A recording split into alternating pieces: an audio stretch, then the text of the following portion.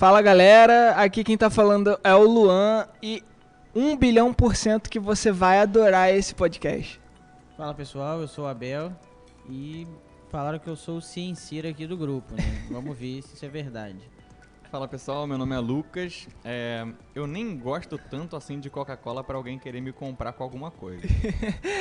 Então galera, vocês podem não ter pegado as referências, mas hoje a gente vai falar de um anime muito, muito interessante, com um assunto muito legal, que é Dr. Stone. Eu vou resumir um pouco pra vocês um pouco da premissa do anime, que é bem interessante. É um anime recente que tem na plataforma Crunchyroll, né? Que é uma plataforma de animes de streaming, né? E a premissa trata-se de um jovem cientista gênio com QI altíssimo, que tem a capacidade de criar coisas científicas altas, e seus amigos, né, de escola. Ele ainda está no ensino médio, mas ele já é avançado, né? Ele é cientista avançado, ele já está no ensino médio.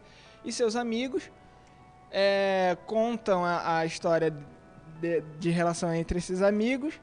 Só que num belo dia, aparentemente sem motivo e razão, uma luz verde aparece, né? Não desaparece, ela aparece. E o planeta Terra inteiro fica petrificado, ou seja, todas as pessoas ficam petrificadas. E aí, esse cientista, já consciente que algo de estranho estava acontecendo, enquanto ele petrificado, ele manteve sua consciência. E ele começou a contar. E começou a contar dia após dia, até que ele desperta, e ele percebeu que se passaram mais de 5.000 anos através da conta dele. Essa contagem que ele faz é uma contagem de segundos, pessoal. Assim, a consciência dele acordada e ele entendendo ou por insight, né, ou de forma... Por aproximação, né? Assim, ele entendeu no mesmo momento. Se isso for permanente, mas se eu também conseguir continuar consciente, eu preciso ter uma noção de quanto tempo passou. E aí ele faz uma contagem de segundos. E claro, né, sempre vai ter uma margem de erro, mas por aproximação, a série inicia, né, o anime inicia com ele acordando... 5.000 anos depois. 5.000 e poucos anos depois, mas ele tem o dia 5 de outubro, assim, 5 de outubro de 5.000 e tanto, né? E já de início você consegue perceber algo que se destaca. Aparentemente, a gente falando talvez só tenha dado para perceber que ele ficou com a consciência despertada porque ele era um gênio. Mas, na verdade, o início do anime dá a entender que talvez qualquer vontade muito forte, né, ou qualquer pensamento muito forte habilitaria a pessoa a permanecer consciente. Por quê? Luan esteve falando aí dos amigos dele de escola, né? No dia fatídico da transformação de todo mundo em pedra, e aí o nome do anime é Dr. Stone. Stone em inglês é uma palavra que pode ser traduzida rocha, por né? rocha, né? Ou pedra. Nesse dia fatídico de que todos foram transformados em pedra, né? O amigo dele estava indo se confessar, né? Declarar o seu amor para uma menina. E esse amigo também consegue manter a consciência, assim, de alguma forma. E, bem, ele consegue sair da rocha, né, por algum motivo, que depois, durante o correr do anime, vai ser explicado. E aí inicia-se, então, né, a história. E agora que eles dois despertaram, o que acontece, né? E aí a gente vê, né, que a humanidade regrediu à Idade da Pedra, porque não existia mais seres humanos, não existia mais evolução, né, científica. E esse jovem decide, então, recomeçar. Com o conhecimento científico e histórico que ele já tinha, né, ele decide recomeçar. E ele começa por fazer primeiro as roupas dele, né, caçando os animais, fazendo couro, faz fogo para fazer a fogueirinha. E aí ele começa a progredir, fazer testes de como despetrificar as pessoas. Até que ele acha um agente corrosivo que consegue fazer a despetrificação, que é o que eles chamam de água milagrosa, né, no anime. E aí ele despetrifica o amigo dele para ser a força braçal dele, né? Porque é engraçado, ele é um homem da ciência, então ele não tem braço. Então, numa idade da pedra, o braço é valorizado, né? A força física é valorizada.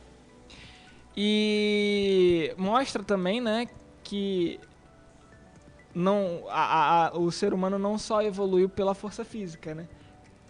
E ele precisava da força física, mas a evolução não vem só pela força física. Sim, esse amigo se chama Taiju, né? E esse que é o cientista, é o principal, é o próprio Dr. Stone, é o Senko, né? São nomes específicos, né? E a gente vai abordar, né? A gente vai abordar, mas a gente não vai focar tanto nos nomes assim também para não ficar confuso. Mas o interessante é que, por enquanto, o anime vai mostrar poucas pessoas, né? Então não é tão confuso assim.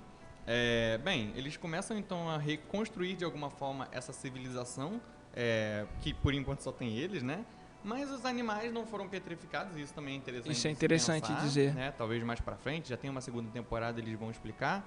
Mas em determinado momento eles estão se deslocando e eles eles encontram um leão, né? E aí, caramba, o amigo é mais forte, mas o amigo dele não tem tanta experiência de luta assim, né? E ele ainda não conseguiu desenvolver os equipamentos necessários para lutar com um animal desse porte. E aí eles lembram que no ensino médio existia um outro rapaz chamado Tsukasa.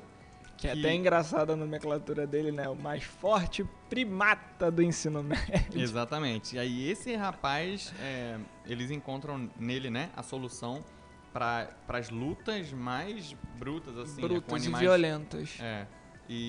Pra caça forte, né? Caça pesada. E se tornam, então, esses três, né? O rapaz que queria se declarar pra menina também, que é óbvio, né? É buscar a menina. Eles planejam libertar essa menina. E aí, a ideia é que todos se juntam, né? E, em determinado momento, começa a haver um conflito, né? Ainda na primeira temporada. Que é basicamente... acho que já posso adiantar mesmo, né? Basicamente, se torna um conflito entre a ideologia do reino da ciência, né? Que o Senko quer despertar todas as pessoas. E o Tsukasa, ele só quer que sejam despertas as pessoas que são mais jovens, que têm uma utilidade, pelo menos a princípio, física, para a construção de um novo mundo. Logo, também, ele pensa dessa forma porque ele acredita que os mais velhos são mais gananciosos e eles detêm o poder, compram e fazem guerra. E ele pensa da forma, né, de uma forma meio utópica, né, de que se ele despertar só os jovens, ele pode começar uma nova era, sem guerra, sem esses problemas, né? Interessante. Esse aqui é o Tsukasa, esse aí? Isso. Pensa isso? Ele reflete aí um pouco do espírito da época, né? Da nossa época aqui, que é uma juventude que é conectada e desconectada ao mesmo tempo, né? No sentido que essa juventude tá pra frente, né? Tá aí de olho em tudo que é de mais moderno, sabe usar equipamentos que os pais delas não sabem, os avós não sabem usar, mas infelizmente, né, não são todos, mas fica meio que permeado, né, nessa cultura aí da juventude de agora, que o mundo começou agora, um novo mundo começou agora. Exatamente. Né? Como se o celular, o smartphone, o notebook, ele não foi inventado pela juventude, né? Foi inventado pelas gerações passadas, entre outros dispositivos, foram inventados pelas gerações passadas que chegaram onde chegaram, né? Assim como Isaac Newton, cientista, falou, né? Que só pôde ver mais longe porque estava sobre o ombro de gigantes, né? Ou seja, prestando ali a devida honra, o devido mérito, o devido reconhecimento a quem o antecedeu, né? Então, Esse Tsukasa aí já podemos perceber que não é flor que se cheire, né? Talvez esse seja um resumo bem interessante do Tsukasa, né? Bem, a gente vai falar uma parte bem importante para dar mais contexto ainda do Tsukasa, que pode ser considerado um spoiler. Eu nem lembrava, porque se eu não me engano ele descreve um pouco mais na segunda temporada. Então, se você está vendo pelo Spotify ou pelo YouTube, é possível que a gente coloque o tempo aí, mas pule então os 15 segundos, ok? Que a gente vai falar, vou falar bem rapidinho esse contexto do Tsukasa. Bem, o Tsukasa foi brutalmente espancado por um adulto enquanto ele estava colecionando conchas para a irmã dele, né? Que estava passando por uma cirurgia. E aí o homem acreditava que ele não tinha direito de pescar, né, na região. Na verdade, ele nem estava pescando, mas estava ali roubando conchas do mar, né? Seria o argumento do cara. E aí, através dessa situação, o Tsukasa começou a ter esse pensamento, né? Essa mentalidade de que as únicas pessoas boas eram as pessoas de coração puro e jovens, né? Foi como se fosse um trauma, né? Pensando psicologicamente. Muito bem, então acho que já foi pulado, já deu os 15 segundos. Fim do spoiler. E aí o Abel já começou a falar também dessa relação, né? Entre a nossa atualidade, nosso mundo tecnológico e talvez, eu diria, os nossos corações petrificados, né? Olha que interessante. O texto bíblico vai dizer, se eu não me engano, no livro de Ezequiel, né? Que eu vou dar para vocês um coração de carne no lugar de um coração de pedra. Né? E que a gente vê que se o nosso coração não é alcançado por Jesus, talvez não em todas as nossas escolhas seja possível ver isso. Mais à frente no Novo Testamento, né, no Evangelho, também se trata do solo do coração, né, o solo rochoso, onde não germina, né, a semente. Então, assim, essa ideia de coração petrificado é bem presente, né, no Evangelho. E aí, assim, o texto, quando traz essa ideia do coração de pedra, né, talvez você que não consegue enxergar ou não se percebe, né, como alguém que precisa do perdão de Deus, que precisa do Evangelho, não consiga perceber, né, que o seu coração é de pedra. Mas eu acho que a gente já falou em alguns episódios, né? Poxa, olha para a proposta de Jesus e tente enxergar se você acha que está próximo ou se você acha que ainda precisa caminhar muito para chegar naquilo que ele propõe, né? Todos nós entendemos que precisamos caminhar muito ainda. E o Evangelho também, em outros momentos, ele é chamado de o caminho, né? Jesus é o próprio caminho e a caminhada que ele propõe é o caminho também, né? Então, todos nós precisamos ter o nosso coração transformado de pedra para um coração de carne, e quem faz isso é o próprio Deus, né? A água milagrosa, né, que corrói o coração de pedra é o sangue de Jesus, né? Exatamente. É bem isso que o Abel falou, e aí era esse ponto que eu ia tocar. Se nós estamos petrificados, sempre tem algo que corrói, né, a rocha, que dissolve. E aí, como ele falou, é o sangue de Jesus Cristo. E essa foi a proposta de Jesus, né? Quando ele diz, quando a parábola da semente, né, fala dos solos, quando ele fala do solo que germina, né, do solo rochoso, a planta cresce e não vinga, né? Mas existem os outros solos, sabe? Então, como eu chego a esse patamar de solo, né? Só através do sangue de Jesus. É só assim, gente. É muito engraçado, vocês estão falando de o sangue de Jesus sendo água, né? E aí, o anime dá uma cena bem curta que dá a entender também que água mole em pedra dura. Tanto bate até que fura. E aí eu fiquei pensando, né? Esse pedra dura e esse água mole, sendo Jesus, o sangue de Jesus essa água, ou Jesus a própria água, porque ele também se diz como a água, né, da vida. Eu fiquei lembrando do texto, se eu não me engano, de Filipenses, que diz que ele... o apóstolo Paulo instruindo a gente a buscarmos sermos igual a Jesus, né? Que não considerou o ser igual a Deus como algo que ele devia se apegar, mas na verdade ele deixou a sua glória, ele veio até nós. Como isso é mole, no sentido de assim, eu vou me esvaziar, eu vou descer para ser palpável, né? Para eles, e dessa forma eu transformo. Caramba, é uma água... É mole no sentido, de, sabe, de leve, de ser... impressionante. Fluido. Né? Isso. Eu não vou me apegar, eu não vou ser rígido, né? Rígido. Essa é a melhor expressão.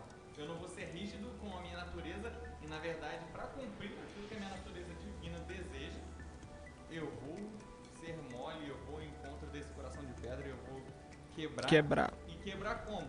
Caramba, com amor, um amor que constrange, né? Ele não quebra com violência, né? Uhum. E aí a imagem da água na pedra... E o que você falou é interessante.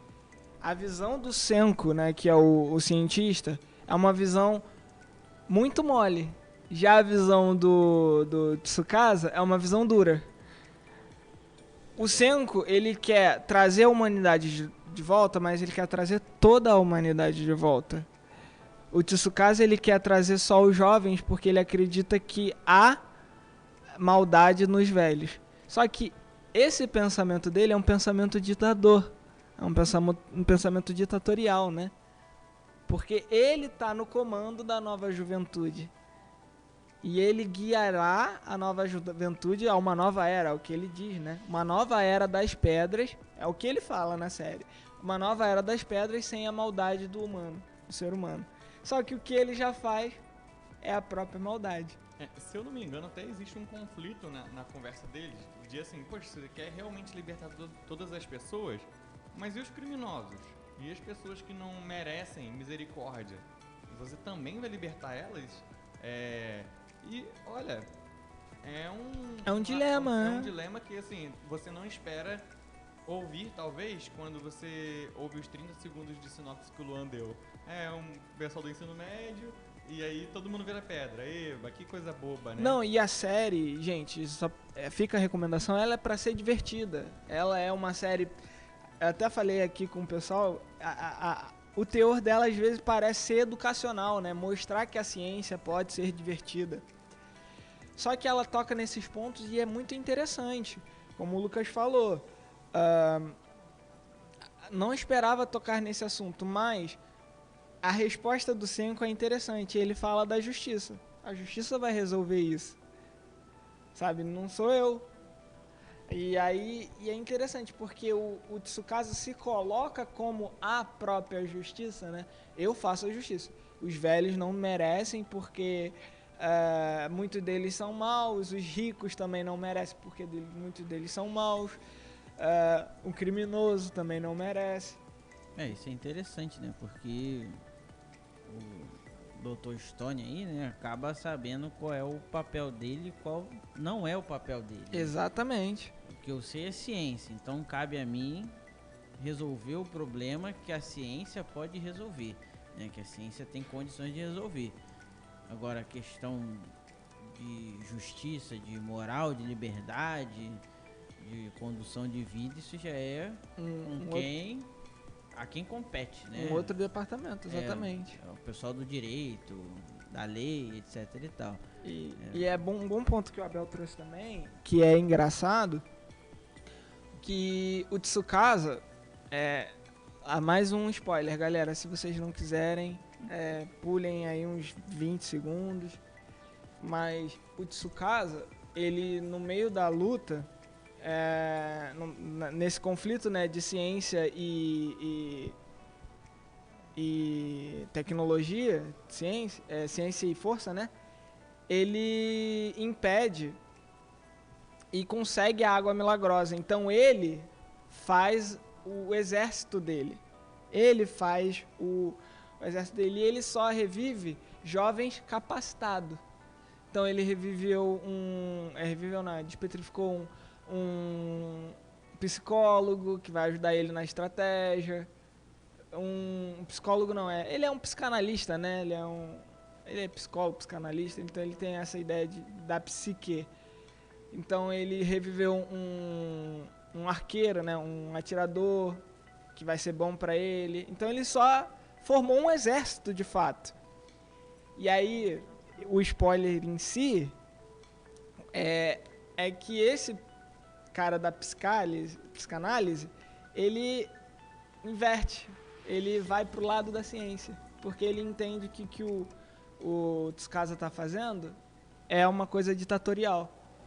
E aí, pensando ideologia do Tsukasa, né? E na ideologia do Senko, né? Que é o Dr. Stone, a gente, além de conseguir encontrar a divergência, você consegue encontrar qual é o futuro que eles estão buscando, né? Assim, para onde que eles estão olhando. Especificamente no Senko, que é o Dr. Stone, ele é como se ele estivesse no passado, né? O mundo sem progresso. E ele vê na ciência, ele deposita na ciência a fé de um futuro... melhor, né? De voltar ao tempo de como era, né? Isso, exatamente. E enquanto o Tsukasa, ele vê no presente e na força a possibilidade de um futuro melhor. E aí, melhor para quem? Ou melhor de que forma? Levando em consideração que esse melhor é com ele na autoridade, né? Como o Luan falou. E é isso a gente consegue enxergar em muitas ideologias, né? Ou basicamente todas, assim. Geralmente as ideologias funcionam com esse mesmo modus operandi, né? Então, no século XX, o mundo ficou claro que não importa o quanto a gente se desenvolveu tecnologicamente, como o Abel estava falando, né? Assim, a gente hoje tem a tecnologia muito avançada já. É claro que sempre tem um espaço para um carro voador, se alguém quiser fazer, mas a gente já tem a tecnologia muito avançada, mas isso só deixa mais evidente ainda o quanto é inútil ter essa tecnologia se as próprias pessoas não forem transformadas, né? Exato. Então, como a gente falou num dos primeiros podcasts, assim, hoje a gente tem possibilidade de se conectar com muitas pessoas, por várias formas nas redes sociais, né? Mas quando a gente está presencialmente com as pessoas, a gente não se conecta porque a gente está se conectando com outras que não estão presentes, né? Aquela coisa, né? Assim, você perde uma mão, perde um pé, você coloca uma prótese. Hoje em dia a gente consegue melhorar, tirar algumas deficiências do ser humano, fazer alguns aprimoramentos até. Só que a índole do ser humano, o caráter, isso não tem ciência que resolva. Exatamente. Nem ciência humana, nem ciência exata, biológica, tecnologia. E esse é o ponto, né, que dá o tempero da série aí, né, que por mais que o conflito se aparentemente, né, pelo menos no meu ponto de vista, ouvindo vocês falando, seja sobre inteligência e força bruta, alguma coisa do tipo, né, merecedores de serem despetrificados porque vão ser uma nova geração, ou reverte tudo, né, despetrifica e a gente continua meio que de onde parou. A escolha é sempre com relação às pessoas, né? Exato. Então, como é que as pessoas vão lidar, vão passar a enxergar a realidade diante de uma tragédia, né? Quase não, mas tipo, seria um evento de pseudo-extinção, que ninguém foi extinto, Exatamente. né? Seria uma pseudo-arca de Noé, só que não teve destruição da humanidade, só ficaram paralisados e a natureza retomou o seu lugar, né? Muitos, de repente, até gostariam aí que uma coisa dessa acontecesse para as florestas se recuperarem, os oceanos ficarem limpos, né? Mas aí o que adiantaria? O ser humano volta e não aprendeu nada. Vamos sujar tudo de novo, vamos desmatar tudo de novo, né? O problema não é a ciência ou não uso da ciência, mas que uso se faz, para qual objetivo, né, a gente constrói e faz ciência, né? É engraçado, você falou agora das boas escolhas, né? Ou as mais escolhas de acordo com as ferramentas que a gente tem. E eu pensei nas escolhas de Jesus. Vamos considerar o Senko e o Tsukasa, né? Eles são a liderança, né? E aí você pega Jesus também como liderança. E aí, óbvio que no exemplo de Jesus a gente já consegue perceber qual direção no anime estaria mais certa, né?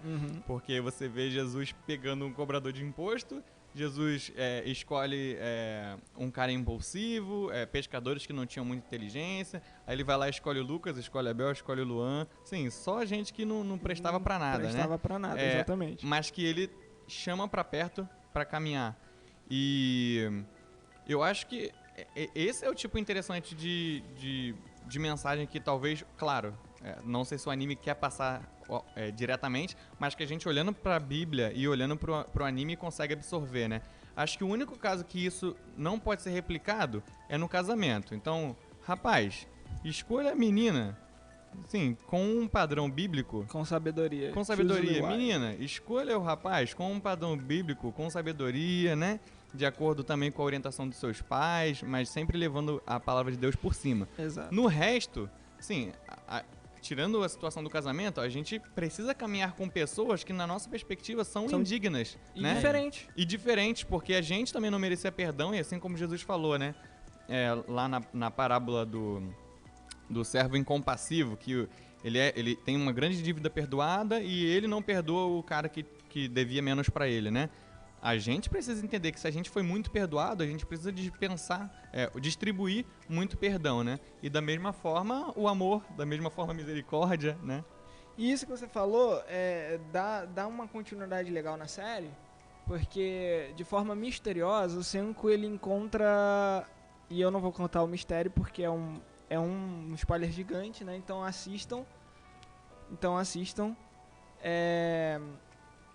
De forma misteriosa ele encontra nativos. E aí ele fica se perguntando como as pessoas nasceram nesse mundo de pedra. E como eles estão vivendo. De uma forma bem misteriosa isso acontece. Não vou contar como, porque é interessante, assistam, vale a pena. É curtinho, galera. São 12, eu acho, episódios. A primeira temporada, então Isso. vale a pena. É bem legal. A segunda acho que também tá chegando já no final. Tem 12 também, 12 ou 15. 11 talvez. ou 12. Uma coisa importante, né? Que a gente não falou, e exatamente por a gente não falar, talvez tenha ficado claro, mas é bom esclarecer. Vocês não vão encontrar cenas legais de luta, tá? Não, ele é bem mais interessante cientificamente falando. Isso, né? é mais pela história, tá bom? Então, E é bem divertido, é bem engraçado. Ele é diferente. a temática dele é mais puxada pra comédia. Enfim, ele encontra esses nativos. E aí ele fica se perguntando sobre os nativos, né? Como é que isso acontece e tal, não vou contar como. E ele já sabe que o Tsukasa tá recrutando, porque já teve o embate deles e ele perdeu o embate e nessa derrota ele perdeu a água que traz o pessoal da pedra. Então o cara tá despetrificando as pessoas que ele quer e ele não pode recrutar ninguém pro reino da ciência, né? Porque ficou uma guerra. Reino da ciência e o reino da força bruta, né? E aí ele encontra nos nativos a oportunidade de fazer o reino da ciência. E isso é bem interessante que você falou. Porque a escolha de Jesus foi a escolha de pessoas que, aos nossos olhos, eram incapacitadas para estar ali com o rei. Para estar ali com um senhor que sabe tudo. Biblicamente falando, Jesus contava uma parábola e as pessoas perguntavam: mestre, o que o senhor queria dizer com essa parábola? As pessoas não conseguiam entender a proposta de Jesus, mas Jesus caminhava com elas, ensinava a elas. E o Senku ele fez da mesma forma com os nativos. Ele ensinou. O Abel falou que ele é um cienceiro, porque quando o Senku encontra um nativo que gosta de coisas diferentes, né, de mexer com rochas, de mexer com substâncias, plantas e tal, ele se chama, o nativo se chama de feiticeiro. Só que o Senku apresenta a ciência para ele e mostra que a mesma coisa que ele está fazendo é ciência. E aí ele começa a se chamar de cienceiro. Ele não é mais um feiticeiro, ele é um feiticeiro da ciência, ele é um cienceiro. E é bem legal esse ponto, né, de que os nativos que não conhecem a ciência são apresentados à ciência pelo Senku, né, pelo Dr. Stone, e veem nela uma oportunidade de evoluir, né, de progredir, e confiam no Senku, né, que a ciência é um meio de progresso, enquanto o outro acredita que a força e o poder vai levar ao progresso e fazer esse reset, né, na humanidade. E o legal é que a nossa sociedade, né, a gente pode dizer que de certa forma espelha um pouco isso daí, porque nós estamos aí num período, vivemos, né, um período que somos dependentes, dá para dizer assim, dos avanços da ciência. Você pega aí, quase todos nós, joga no meio do mato, né, sem nenhum aparelho, a gente não sabe o que fazer. O que a gente vai querer fazer é sair do mato. A gente não sabe sobreviver no mato. Exatamente. Ou em outros ambientes desprovidos de tecnologia, né? Mas isso não é um problema. O mundo caminha para frente, o tempo anda para frente e tudo mais, né? O ponto todo é que a gente aqui no podcast cristão, às vezes lida, ou de repente já lidou, já ouviu, né, a questão do conflito de fé e ciência, né? Como é que pode uma pessoa, né, que aprendeu ser fé, né? isso, de cientista, estudou lá os mistérios do universo, da natureza, etc e tal, e ter uma fé? Não existe problema nisso, né? Porque as pessoas até, sei lá, complicam, mas é simples perceber que não tem conflito nisso, porque ciência trata de um assunto e fé trata de outro assunto. Começa por aí, né? Você não precisa... Nenhuma das coisas invalida a outra, né? Não invalidam. A ciência não invalida a fé não invalida a ciência, né? Eu costumo dizer o seguinte, que aí alguém coloca, mas não tem como provar que Deus existe, não sei o que, tal. Vocês estão tentando provar as coisas erradas, só isso. E você quer provar uma verdade não científica pelo método científico. Isso é impossível.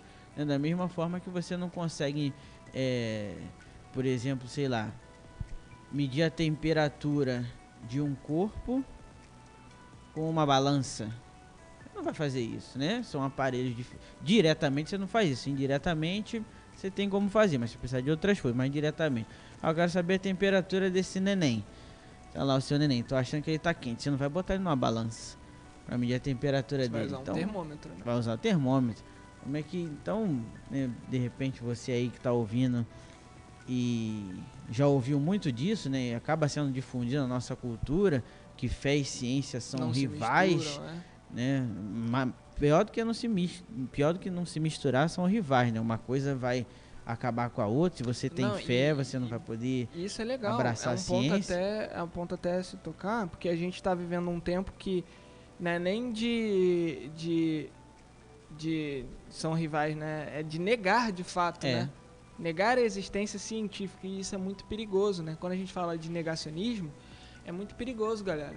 Não é porque eu creio no evangelho que eu vou negar o avanço científico. E aí eu sempre dou um exemplo muito legal, né? Pô, como é que eu vou negar para você que 2 mais 2 são 4? Se eu tenho uma exatidão ali, né? A prova exata, né? E matemática é uma ciência. Existem inúmeras ciências. E eu posso falar biblicamente que existe ciência. Sabe? Quando Noé foi construir a arca, ele tinha os padrões ali dados por Deus. Olha, tamanho é esse, assim, assim, assim e assim. Uma engenharia naval, né? Se eu não me engano, a padrão de medida era côvados, né? Isso. Ali existia ciência. Então, como um cristão que não consegue perceber que a ciência, inclusive, está no Evangelho, na Palavra de Deus, nega a própria ciência. Não tem lógica. Se a gente está tratando de lógica, não tem lógica. Eu acho que a gente não consegue perceber que existem as pessoas que substituem a ciência pela fé. E aí é um grande problema. Aí, de fato, eu concordo. Se eu acredito mais na ciência do que no meu próprio Deus, aí sim é um grande problema, um grande rival, né? Aí entra a rivalidade. Quando a pessoa faz da ciência o seu Deus. Entra em qualquer pecado, como descrito por Jesus, da idolatria. Isso pode ser com dinheiro, isso pode ser com a sua família, com a ciência também. É a idolatria. Quando entra em idolatria, aí mora o problema. Eu não sei a razão, né, do porquê se criou esse conflito e acaba se tornando um ídolo, mas é porque, imagino eu, que seja pela pelos benefícios que traz, né? Como a ciência traz muitos benefícios, muitas facilidades para a vida, tem muitas promessas, né?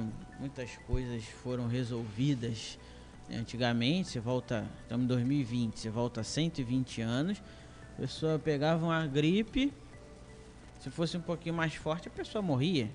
Um homem adulto, forte, que sempre trabalhou, né? Gripe matava com uma certa facilidade, uma gripe, né? Que hoje a gente pode dizer uma gripe, né? Uma coisa simples, que tem vacina, tem remédio para você tratar sintomas, tudo mais.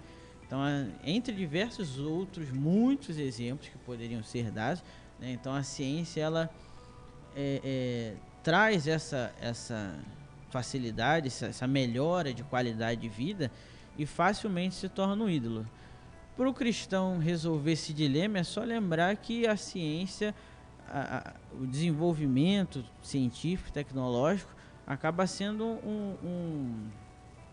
um braço, um ramo daquilo que Deus estabeleceu.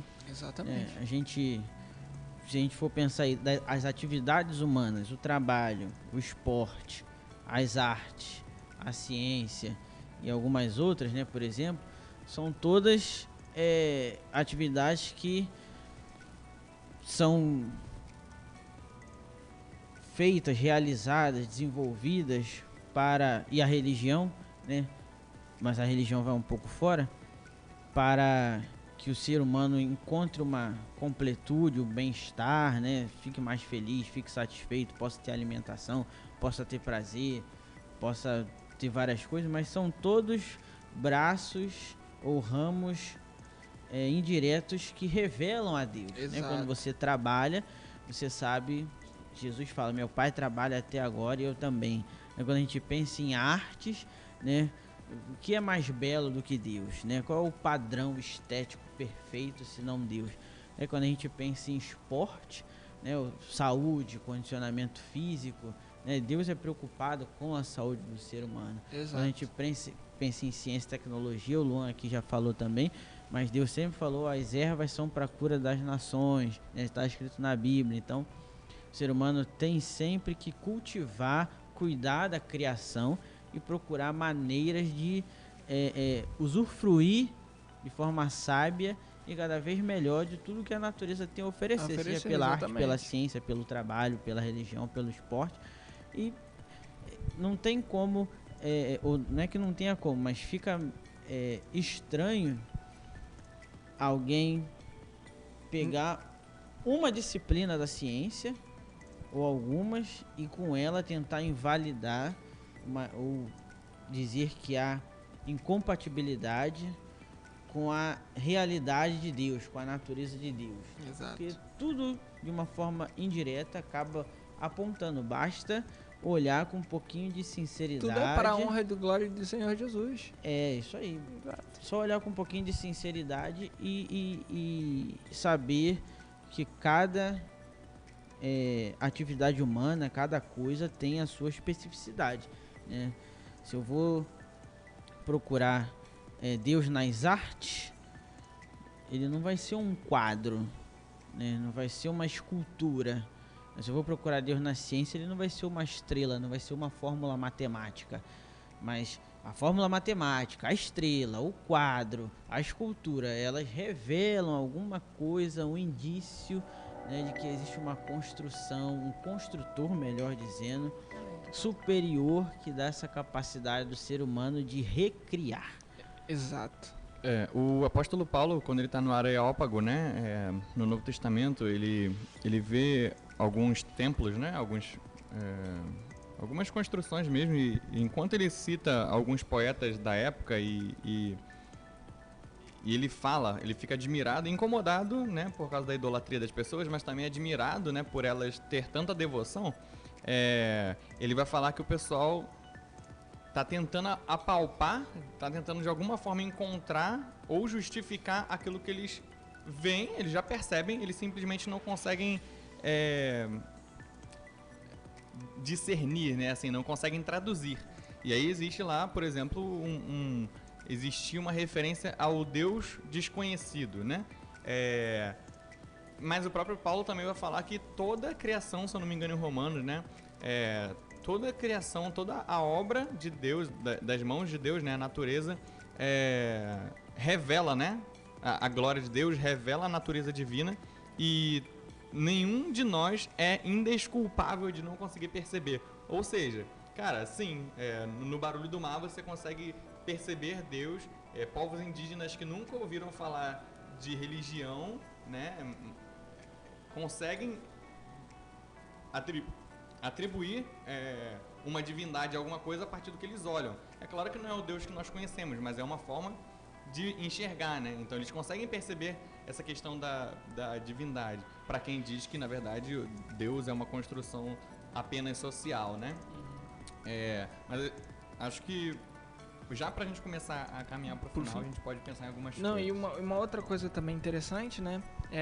A gente tá num momento que a gente vê a ciência muito em xeque, né? A gente vê muito ciência vendo na televisão, com a questão da vacina. E aí, é engraçado que o Abel falou, e só me veio isso à cabeça, né? O Abel falou aí da gripe. As pessoas morriam de gripe. E cara, certeza que tinha pessoas que não acreditavam na cura, na vacina da gripe, né? No remédio para gripe. É óbvio que existiam essas pessoas. Mas a gente não pode colocar em xeque, né? Colocar em dúvida o progresso a partir da ciência que Deus permitiu.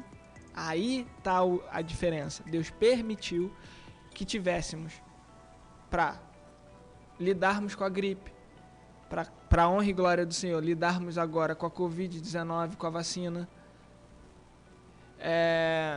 e com qualquer outra doença que vir a surgir, o que já surgiu. Todo e qualquer avanço científico, seja de vacina, de remédio, de coisa, é permitido por Deus, porque sem a permissão de Deus não surgiria, galera. Então quando a gente ora por vezes para cura, Senhor, cure aquele meu irmão, sabe como ele cura? Através de um remédio, através da disponibilidade da vacina. A gente não pode ser a gente não pode ter dois lados. A gente não pode ser, como eu posso dizer, extremista. Extremista ao ponto de dizer que Deus não cura, não faz milagres. Eu não posso em momento nenhum afirmar isso, porque eu sei que Ele tem poder para isso e Ele faz quando Ele quer. Mas ao ponto de eu falar que Deus não cura através de uma vacina, também é outro absurdo.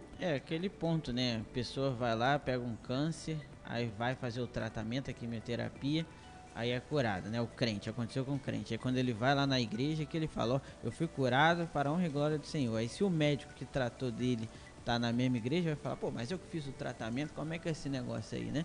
Não vai entender. Mas aí o Luan acabou de explicar, né?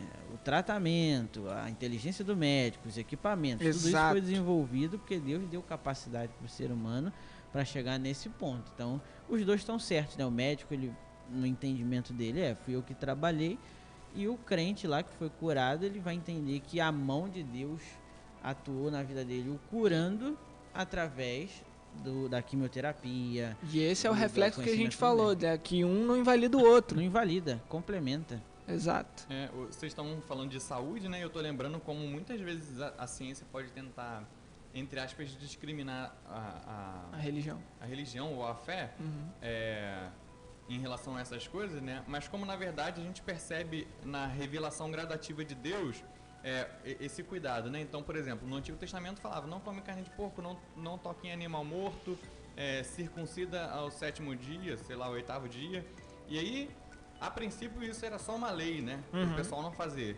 E hoje você consegue entender cientificamente que o porquê. Até o 8º dia, a inervação da criança está menos sensível ou quase não existe, então ela sofre menos ou ela não sofre. Se for fazer um procedimento quase cirúrgico, né, que seria da circuncisão, a carne de porco, os animais né? mortos ou a carne de porco tem muito mais propensão a trazer doenças. E tantas outras coisas, assim, e do não tocar na mulher menstruada, porque naquela época, assim, não existia a higiene que a gente tem hoje, então Deus só falou, não faz. E aí hoje, com a gente entende o porquê. Exatamente, através da ciência a gente entende por quê. Mas isso não é contra. Exatamente, Exatamente, é isso. E ele simplesmente queria o nosso bem e ele instruiu o que a gente entendia. Então eu não posso falar pro meu filho uma língua que ele não entende. Se meu filho tem 2 anos, eu não posso falar com a matemática. Olha, vai na rua e compra isso, né? Ou então você não pode tocar na tomada, porque aqui passa uma amperagem, etc, etc. Você só vai falar, não toca na tomada, né? Exatamente. Você vai fazer dodói. Você vai ficar doente, você vai passar mal. Então, assim, E é assim que Deus falou. E a ciência é uma língua. Enquanto Exato. ela vai se evoluindo, a gente consegue entender cada vez mais de Deus, né? Acho que a gente poderia resumir também para isso, né? Não, Sim, e exatamente. E aí, o que a gente está tratando aqui onde você tem depositado a sua fé? Na revelação gradativa de Deus, que através da ciência muitas vezes a gente conhece. Então você está depositando a sua fé em Deus e não na ciência? Ou na ciência? Você está buscando na ciência conhecer a Deus? Isso aí. Essa é a nossa questão aqui, galera. Porque se você estiver buscando a Deus através da ciência, você vai negar muitos avanços. Muitos. E você só vai confiar na ciência. E quando eu digo avanços, são avanços que a gente diz aqui, como o Lucas falou, né? Com o meu próximo, você vai se tornar uma pessoa mais fria. Você vai se tornar uma pessoa... Porque você vai enxergar só a realidade visível, que é que realmente o ser humano não tem salvação. E que isso não tem nada de diferente do que Jesus traz. A salvação é só ele. Exato. O humano por si só não tem salvação. Então é claro que você deveria se tornar mais frio, porque não existe esperança. A esperança é em Jesus. Exatamente. Então quando você inverte e você deposita fé num Deus que nos salvou, você entende o dom que é ter a vida. E o dom que é ter a razão que ele nos permite ter. E isso é engraçado, porque nós poderíamos ser uma criatura irracional. Assim como Deus criou o cachorro, o gato, que tem lá a sua inteligência, mas não tem razão. Nós somos uma criatura racional. Então, Deus nos deu até isso como presente. Então, não tem por que eu invalidar um instrumento que Ele nos deu, que é a ciência, que advém da razão. Eu acho que, pra gente finalizar, é muito importante a gente relembrar que se o assunto é Dr. Stone, só Deus pode transformar corações de pedra em corações de carne, né? E transformar para a glória dele. E que assim, se a gente fosse seguir só a lógica da ciência e a lógica da lógica, o fim da humanidade seria o que o Tron e o que o Thanos previram, né? A solução seria a destruição completa da humanidade. Né? Então, se a gente não quer seguir por esse caminho, né? Por esse caminho, a esperança é Jesus, né? Essa é a salvação. A ciência não responde todas as questões e anseios do ser humano. Muito Como menos eu falei, a Bíblia, por tá? isso que... Oi? E isso é interessante, muito menos a Bíblia. Porque tem coisas que são mistérios divinos e serão mistérios divinos. Isso é interessante a gente parar para pensar. Deus não vai nos revelar tudo até que Ele volte. Isso aí. A Bíblia revela o que hoje a gente consegue entender em parte, né? O que o apóstolo Paulo vai falar. Revela tudo sim, mas em parte talvez é o que a gente consegue apalpar também. Até que Ele volte, por isso que eu digo, até que Ele volte, até que a gente esteja com Ele na glória, a gente não vai entender tudo.